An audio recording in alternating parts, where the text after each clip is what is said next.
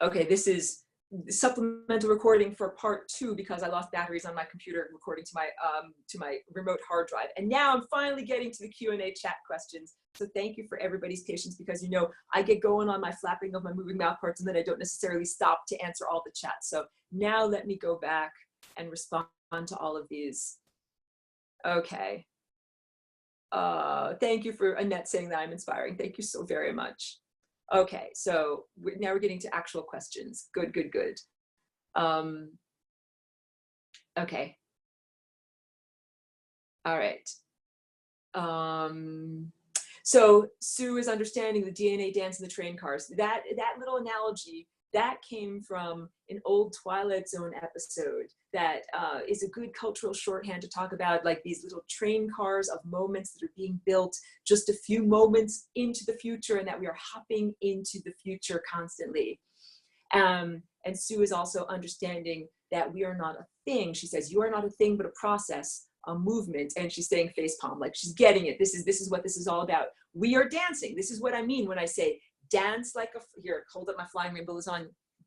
Dance like a flying rainbow lasagna. I mean, people think, I think if they don't know what I'm talking about when I say this, that I'm just being lighthearted or ridiculous. I'm not. I'm being very literal, and I'm also being lighthearted. That this is the dance movement that we can all embody that changes our experience of time, changes our experience of reality, and literally transforms our physicality and transforms you know, what our potential is. Okay. This one says, singularity is where infinity meets. 0 is alpha, infinity symbol, 8 is omega. I think I'm understanding what you're saying. And Gaia is understanding when I talk about the beings emanated from the source, but not on a bridge of love. She says the left-hand path. That's exactly right. We're talking about users of technology, beings who are malevolent. They don't follow the musical score of the cosmos. That's beautiful music. They make music like this. They make ugly music that does not follow the musical score. So Gina asks, can these beings be able to experience love if they choose to? What an awesome question. Thank you. So I'm going to say that in May of 2015, I want to say, just a couple of years ago, I invented a new mental energetic software program that I call Reboot to Love. And the idea behind this is that love is like an operating system, like OS, you know, Mac Sierra, OS Sierra, or like Windows. And in Mac, what you can do is you can do this program that's called Boot Camp. And Boot Camp allows you to partition your hard drive, like cutting it down the middle. And on one half of your hard drive, you've got Windows. And on one half of your hard drive, you've got Mac OS. And you can choose when you boot which operating system you are going to boot to. So these beings that are the occupiers of the interstices, these malevolent beings, they can't eat love. They're like in the ancient Egyptian world, they're beings that don't have a mouth with which to eat the food of the afterlife. Or according to the Japanese tradition, they're like hungry ghosts. They can't eat the food of love in the afterlife. What can happen to those beings? They're surrounded by love all the time. They can't eat it. It's like if you're not an oxygen breather and you're suffocating in our atmosphere, they can't do anything about that. So I thought about that. I said, well, how about I just invent a new software program for them called Reboot to Love, where they can partition their energetic hard drive, and half of their hard drive can remain evil or malevolent or, you know, unable to eat love, but half of their hard drive can be containing the possibility of being able to eat love, and that they can reset, go into a dormant state and reboot. And when they reboot, it instead express that half of themselves that has to do with being able to access love. And I put several caveats in there also, that it's kind of like if you are, you know, an opposing teammate and you say, okay, I want to defect, like, you know, whatever, I'm part of the Germans, but I want to defect and work for the Allies. You know, I'm part of the Axis, but I want to work for the Allies. You're like, okay, that's cool. It's lovely that you want to work for us, but you're going to have to give us something. Like, you can't just say like, oh, I've changed, I've transformed, but without any actual change in behavior. So in that moment of rebooting, these malevolent beings have the capacity, they're still connected to the network that is not about love.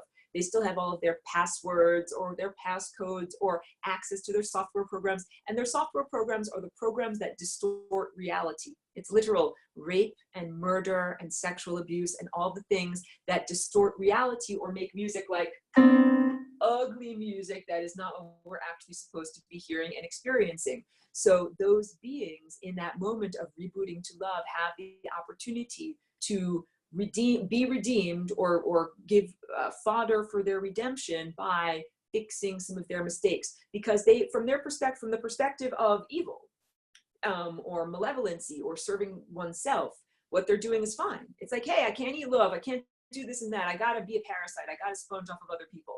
But as soon as you head into the level of love, then you're like, you see things from a different perspective. You're like, oh my God, this is what I'm actually doing. I'm actually raping and murdering people, and this is not okay. And I should really change, and I should really fix my behavior from the past. And in that moment of awakening, that these beings have an opportunity, while they're still connected to the network of evil, to go back into those software systems and rewrite or reroute or change things. And so there are beings that have done this. And this is similar to stories like, there's a story about the ancient Buddha, the wisdom teacher, the Buddha, that when he was in one of his final meditations, that a demonic being came to him and was trying to freak him out and make him not ascend. And that what he did instead was he spoke to that being and redeemed them and got them to go on the train of love instead of going towards the train of hatred and de-evolution.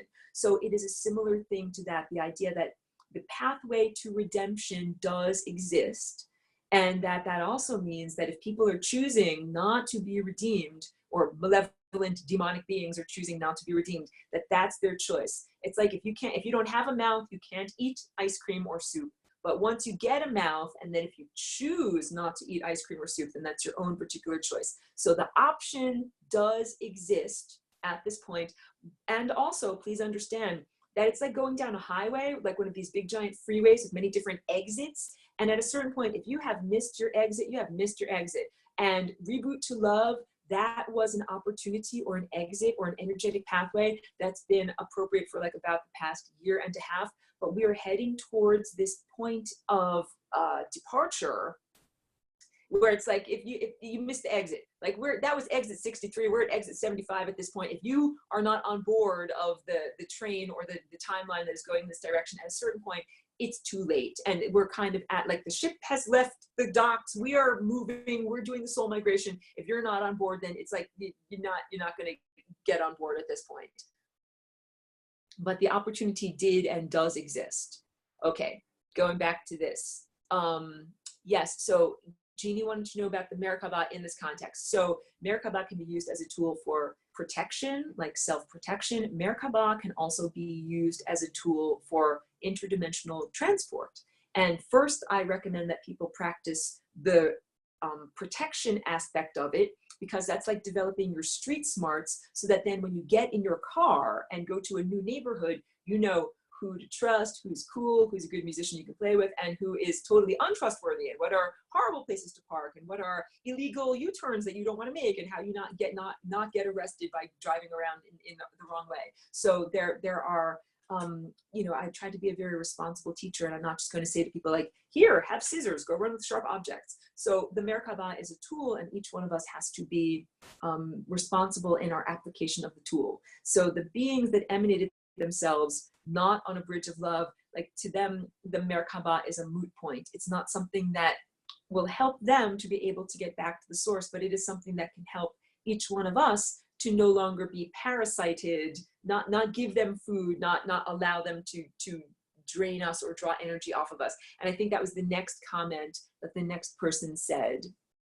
Yeah, she says, can they experience love if they choose to? There's Reboot to Love. Universal monetary currency is energy. That's the whole point. The energy that we're talking about, the money, the gas in the car, it is life force energy. It's the energy that I get from sun gazing with the beautiful stellar network. It's the energy that makes our neurology flow. It's the energy that makes our metabolism metabolize. That energy is what we are supposed to be embodying here, or eating, or having flow through us. Wait, I go to the next one.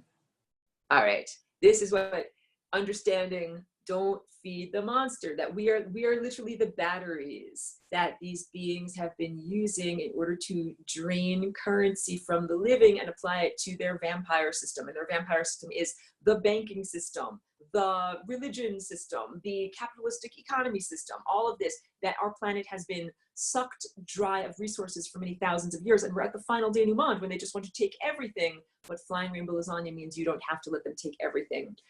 Okay. And Sue says, so I'm not a total asshole for never talking to my mother on the other side. I've never felt her and we were very close. No, I don't think that there's anything wrong with you or with anyone that doesn't talk to or interact with or pray for or anything with. If a person on your timeline has died, they should go to the membrane of death and go to a state of entropy. And I know that I'm not trying to sound cold or unfeeling or uncaring, because I'm telling you, I really deeply loved, oh my goodness, loved and still love my little kitty cat. And I'm almost out of batteries on this, so I'm going to wrap it up real fast. Loved and still love my little kitty cat. And so I think of her fondly alive on a different timeline or as an ascended master, because we each contain that innate possibility of being an ascended master.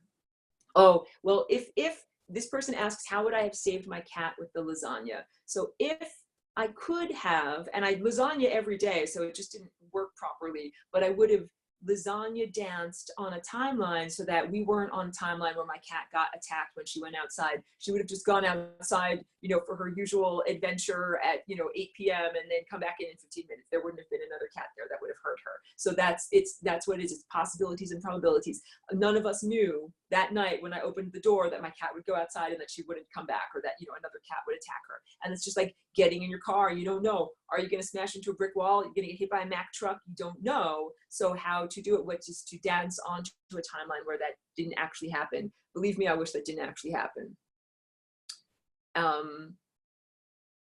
All right, so this person is saying, my grandma used to say when she died, she would be off to get her next great adventure. And then the next person is saying, my grandma came to me showing me she's in a 1920s. Yeah, and Gina agrees. Oh, I always felt when someone died, it is important to let them go. So yeah, also all of these past lives and future lives are all happening concurrently. And it might be hard for us to understand that because we're submerged in time right now. However, I'll save you all a whole bunch of money. Like, you've all been everyone and you all will be everyone. That we have all been the worst sinner or the greatest saint or everyone in between. So we are all living these lives concurrently, not in order. So the person that that might have died 5 years ago might be still living 20 lives right now, might be living 10,000 lives right now. It's not a linear progression or a linear experience. Let me get to a few more questions. Okay. This person says DNA can be changed by changing environment, by using crystals, water, oil, light, sound, and mind. Am I right? Or is there other things to add up to the lasagna concept? So yeah, our DNA is changed by many things. And the way that you can change your DNA very effectively with this pencil with an eraser is by consistently dancing like a flying rainbow lasagna. So it's something that I do every day, and I do it with many other plants and animals and microbes and minerals, and you're invited to do it, but it's not mandatory. It's not something that I impose upon you, but it's like we got this band going and we're playing our music. And if you want to learn the music, you can play it too, and you can play it on your own instrument. And when you play it on your own instrument, it adds up to this cosmic lasagna symphony that brings us into literally a new state of reality. And in that new state of reality, matter and energy are combined. They are no longer divided in the same way that our ego is divided, self from context. Matter and energy are combined together, and that means that your mind instantaneously creates reality. Your mind instantaneously creates matter. And so we all need to do self-refinement and radical self-responsibility so that we are creating the matter that we wish to create, not the things that we do not wish to create. But no, there's a few more questions over here. Thank you so much, Sue, for being in the class. And Gina says, I cannot express how appreciative for all the live and knowledge you share with us. I'm so grateful. Thank you, Gina. I'm grateful for you for being here and for sharing your ideas and your insight. Thank you, absolutely. And many more thanks from different people. So I'm almost down on my batteries, and my other thing, I hope that my recording came out enough. Let me finish the Q&A for right now. Oh, that's another beautiful comment there. She says, your art is so vibrantly beautiful as you are and the energy you share. Thank you very much. I really appreciate that so much. This is what I'm here for. This is what I love to do. I love to make the paintings and I love to share them with other people. And that's the whole idea, that this is part of what I'm playing in the Cosmic Symphony. Gaia, I see your lovely little young person there. And I love to lasagna the young people. That is awesome. You're never too young to learn about the flying rainbow lasagna, because that's the next generation and they gotta be keeping up the music for all of us, right? So I'm going to have to finish things up for right now, but thank you to everyone who tuned in. Thank you for your wonderful ideas and energy and insight. Thank you, young friend. And same time, same bat time, same bat channel next week. Okay, let me end the recording for right now. Let me figure out how to do this on the technology. Thank you. I love you too.